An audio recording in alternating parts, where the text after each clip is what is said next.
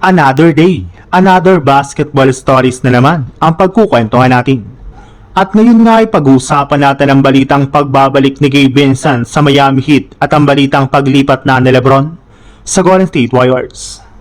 Alam naman nga po ninyo na kasunod nga po ng pagkakakuha ng Miami Heat kay Giannis Antetokounmpo sa kanilang ginawang trade sa Milwaukee Bucks ay nagkaproblema nga po sila pagdating sa kanilang backcourt matapos silang mawalan dito ng legit na point guard.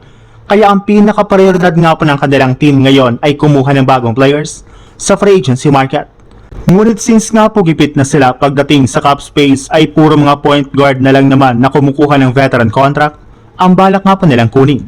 At ayon nga po sa isang NBA insider, kabilang nga po sa kanilang mga target dito ay walang iba kundi ang kanilang dating point guard na si Gabe Vincent na balak pabalikin ni Coach Eric Spoelstra sa kanilang lineup sa susunod na season.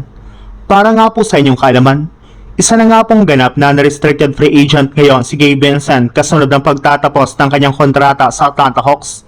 Kaya may pagkakataon na nga talaga ang Miami Heat na kunin at papermahin ito sa kanila ng bagong kontrata sa pagbubukas ng free agency ngayong July.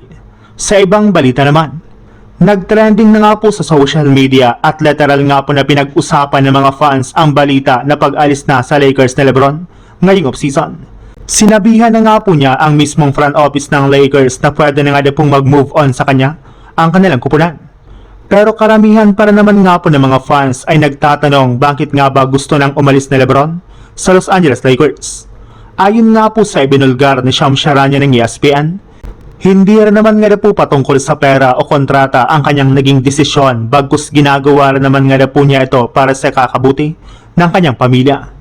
At base nga po sa pinakahuling inilabas na balita ngayong araw, ang pinakamalapit nga daw talaga na sunod na paglaruan ni LeBron ngayong offseason ay ang Golden State Warriors. Mismong si LeBron na nga po nagsabi sa kanyang podcast na naiintriga nga po siya sa pagsasama nilang dalawa ni Stephen Curry sa isang kupunan. May lumabas na rin naman nga pong balita ngayong araw na naghahanda na nga daw po ang JSW na papermahin si LeBron ng kontrata as soon as sa unang araw pa lang ng free agency.